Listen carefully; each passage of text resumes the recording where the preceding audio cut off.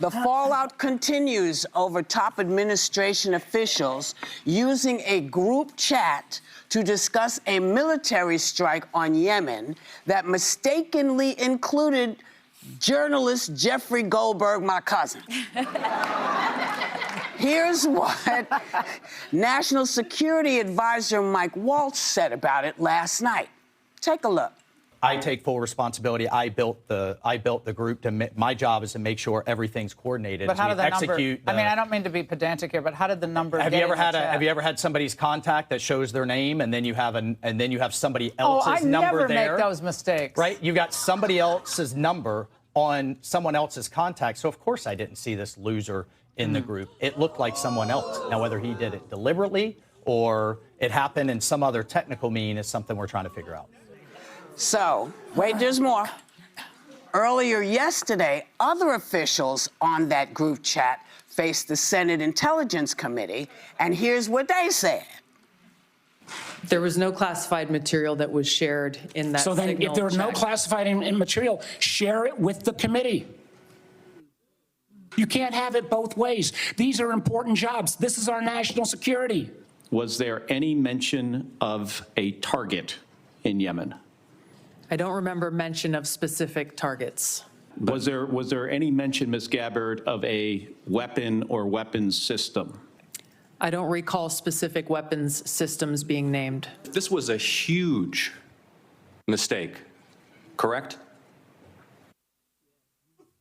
No.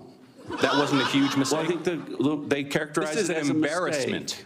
And by the way, we will get the full transcript of this chain, and your testimony will be measured carefully against its content. So,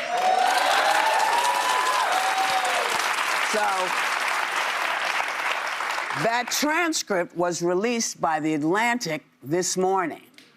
Now, you see what it says. I'm no military expert, but it kind of does sound a little classified to me. Yeah. Like, when look, you see a funny phone number in a group chat, and you don't say to somebody, Who is that? Who is this? You know, or you see a name, you think, Goldberg? Is that Whoopi? You see that there is a name that shouldn't be there. Yeah. I mean, I'm sorry. You can say, no, this isn't a big deal. But this is a big deal. Oh. This is a very big deal. And this is when, they love to say, we're investigating. Well, I don't know how many more things y'all are going to investigate before you actually have to do it. Because you've been investigating Hunter Biden's thing, they're still investigating. Yeah. They're still looking for this, they're looking for that. But this was a mistake, and anybody else who did this would be gone. Yeah, they would be gone. Instead of being gone, they're doubling down on it. They're saying it wasn't a mistake, and they're blaming Jeffrey Goldberg, that he's a moron. This is the part I don't understand. Why are they calling him names? I was he just didn't thinking call. He didn't call. He them. didn't invite himself to the group. It could have been. But they're kind of trying to make it sound like he maybe had. It didn't happen. Well, thank God it was Jeffrey Goldberg, because everything he's done with this correspondence has been more careful than the people in charge on these messages. Yeah. So it's absolutely, but as they kept saying, first of all, when Tulsi Gabbard keeps saying, I don't recall, she's pretty much confirming that, yes, they're going to identify targets and what they used. And there was a lot of information in those messages that was released. But the other thing that's concerning is they keep saying it wasn't classified. That concerns me, too, because if this sort of information is not classified or handled carefully, maybe we should be talking about that. Like, their excuse doesn't even get them off the hook. Tulsi Gabbard wouldn't even say that TG on the link, or whatever they call it, on the chain was her. Yeah. TG, who was it? Teresa Giudice? She was. That was a good one. That was a really good one. Well, that's what's so problematic to me, is that these people are testifying in committee under oath. And it is now clear to me, at least as a former federal prosecutor, that they likely perjured themselves. You think? Oh, good. Well, and there are consequences to perjury. But the other thing that I would note is that Pete Hegseth, what sort of example is he leading as the Secretary of Defense? Is he leading for no example? And who did he replace? He replaced a 4-star general from the United States Army, Lloyd Austin, an African-American who was relieved of his duties. Now, Pete Hegseth, he was a Fox News host, but he was also a former captain in the Army National Guard.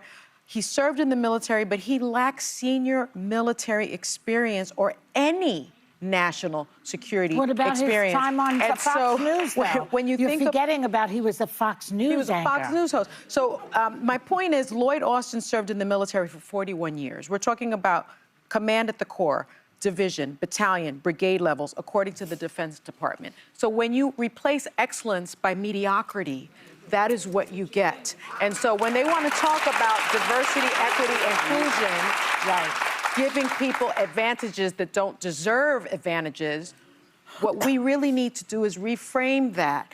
It's giving people advantages because of their excellence when they haven't had the opportunities before. Yeah.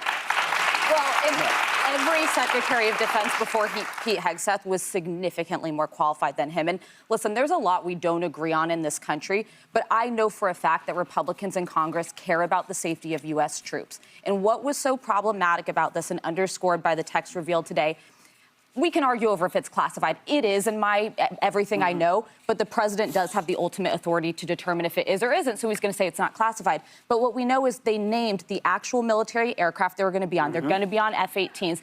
In a 2-hour period, this is not a classified server. Someone could have gotten into that thread and known roughly where they're going. We know basically where the Houthis are based, what aircraft they're coming in on, and it could have put U.S. forces in danger. Simply that. That is not hard to say. There also was a CIA agent undercover on that thread. Who Jeffrey Goldberg still will not name him out of respect. Well, he's very responsible, unlike the rest of these. But what I would say to bozos. people who are supporters of Trump and who are defending this, you're not serving Donald Trump by keeping someone incompetent as his Secretary of Defense. That is not the way you want to conduct running the U.S. Well, it military. makes him look good.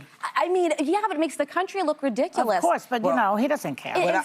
And finally, to the question of will this matter, I watched some of the coverage on the right, and I'm really disappointed to see people who I know better and who care about the safety of our troops dismissing this as like, oh, it was just a text thread. We all make mistakes. This is clear as day. Not everybody. Well, apparently everybody's mistakes are not equal, you know? But I will tell you, I'm going to start calling this in the cat box, because that's what they're doing.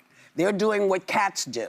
When the cat uses the cat box, the cat goes like this and tries to cover it up. Covers it all up. Covers it all up. Yeah. So when you hear me say, and now from a moment from our cat box, you'll know what I'm talking about and what's coming.